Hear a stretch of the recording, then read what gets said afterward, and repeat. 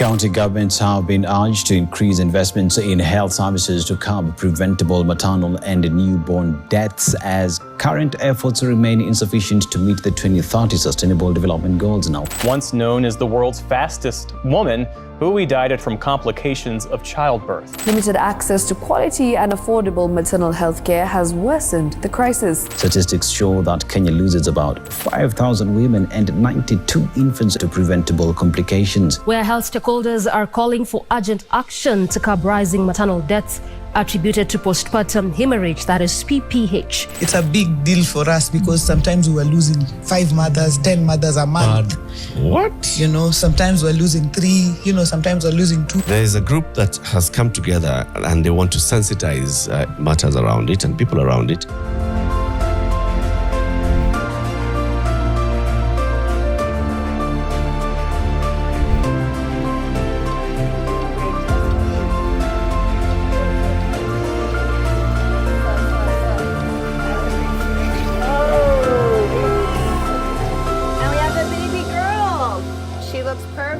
In 1985, we had mothers dying from childbirth-related and pregnancy-related causes. We lose most of these women due to bleeding in pregnancy.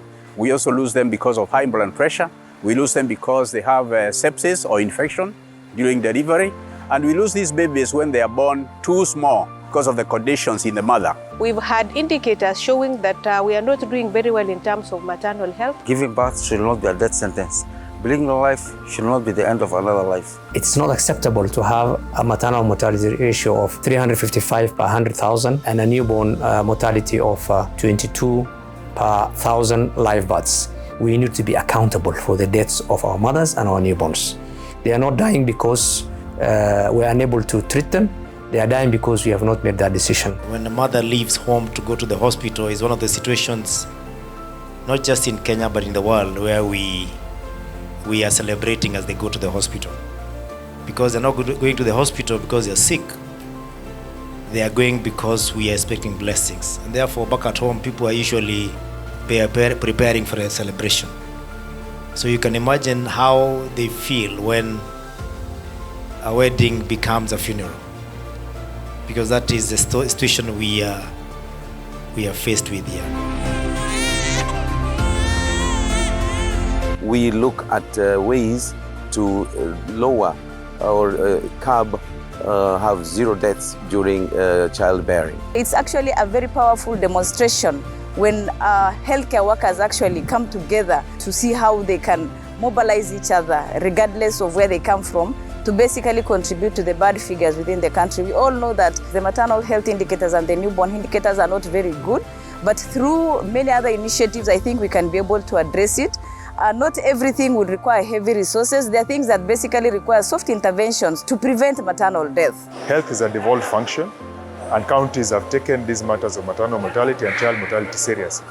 A lot of work has been done over the years, but now we need to accelerate these gains. This is the first seriously county-led initiative in terms of health. One of the key pillars that advance social aspects and growth of a country is actually the health component. Under the Kenyan Constitution, health is a fully devolved function. And as a Council of Governors, if there's anything else that we take seriously, is to ensure that the health function works across all the 47 counties. And one of those projects or programs is actually the MPDSR, Maternal and Perinatal Death Surveillance and Response. Dealing with this, we have to do sensitization, we have to take the lead.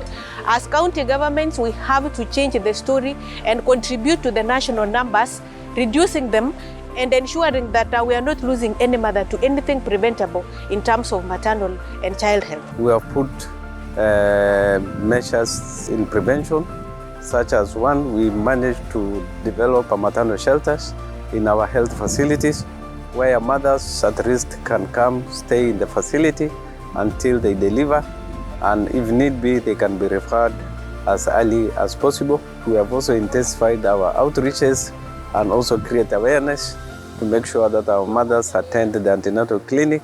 Mothers at risk are identified early and referred to the county referral hospital. We have had plans of drug supply up to the last mile dispensaries so that it can be accessible. And so far so good, we are doing so well because of on the part of supplies. and also the services to the other county levels. Also, the county government has taken an initiative of reviving the closed dispensaries, which were not operational, whereby the services are taken closer to our communities. Not only having the structures, but also giving the services in that particular centers. That is what is important for us as a county. There are counties that are actually reporting zero maternal death for some months. Right now, we have an example like Kiambu County, which is now recording 7 months of zero maternal death. We have Garissa, which is recording 3 months of zero maternal death. We have Machakos, which is recording zero maternal death for the last 3 months. Homa Bay now going into their 4th month. And these are good stories that basically we want to hear. We've come a long way, and we want to bring the numbers to zero, so that every child should see a life after this. We have just deployed 111 nurses to various health facilities that were not operational before. This is going also to increase that access to skilled healthcare delivery, and in a way it's also going to reduce maternal deaths. And in this financial year budget, we have budgeted for over 100 million that will go to health facilities, mainly to help in referrals. We have operationalized over 6 new maternities in the past 2.5 years, and we are on course to establish about 4 more this financial year.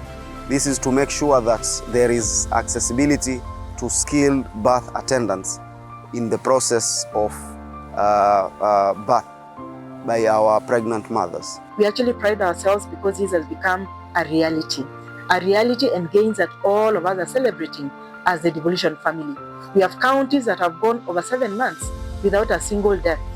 And one of our mantra is to ensure that this is replicated in all the 47 counties, so that we guarantee the future in terms of lively existence and ensuring that each and every child that is born, a mother does not lose life while giving birth. I want to agree no more that these initiatives should be supported, so that we learn from the counties that have moved higher, like Kiambu County, having significantly reduced the maternal mortality to 0 cases in the first 7 months of the year. And also we look at Homa Bay. In the last 100 days, they've not had a maternal mortality. What are these things that have been done? It's only doing things differently. We are actually committing ourselves to ensure that we really do something about these deaths that occur. First of all, the main issue would be to do the surveillance. When deaths occur, we want to learn from them and possibly reduce them from occurring once again. I, as a foot soldier, saw the need, and we had grown wary of overseeing mortality of newborns and mothers, and we sought audience, we sought an opportunity to come and share our stories.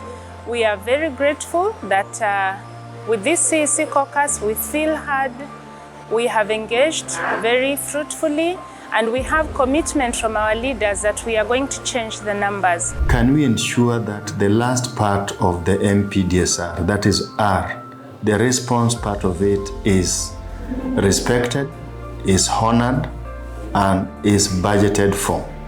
Why am I saying this? If the response component of it is not given attention, then we'll be doing the same things year in, year out. As a national government, it is our top priority.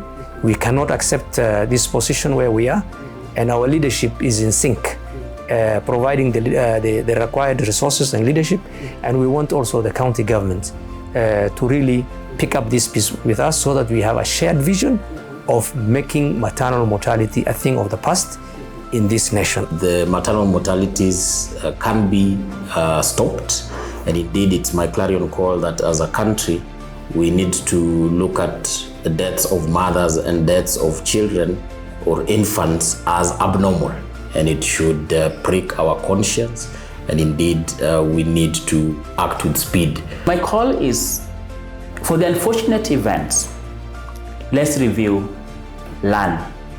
And this review has to go beyond just the healthcare worker.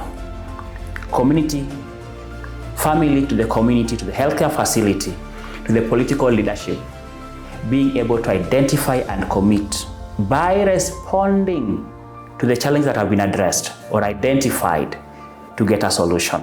Childbearing should not be issues for losing life. Moving forward is also to thank the Inter-County MPDSR team for the kind of work that they are doing, bringing us a very uncostly method for us to try and reduce maternal and perinatal deaths within our facilities or within our counties. I want to really appreciate the steps that has been taken by the Inter-County MPDSR team and the initiative that we have taken this time to really fully support us CCMs for health. I am very happy that we have this MPDSR that has been started in 16 counties.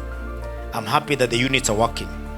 Any county that does not have this do not have the basics to human rights, and we will ensure that all the counties get. We want to commit that we will rally beyond all our people to ensure that we eliminate home deliveries, ensure that we have antenatal visits, the ones that are recommended by WHO, and we will have, most importantly, we will have the right medication, the right equipment, the right personnel, and also ensure that the training is the one that is needed for this to end.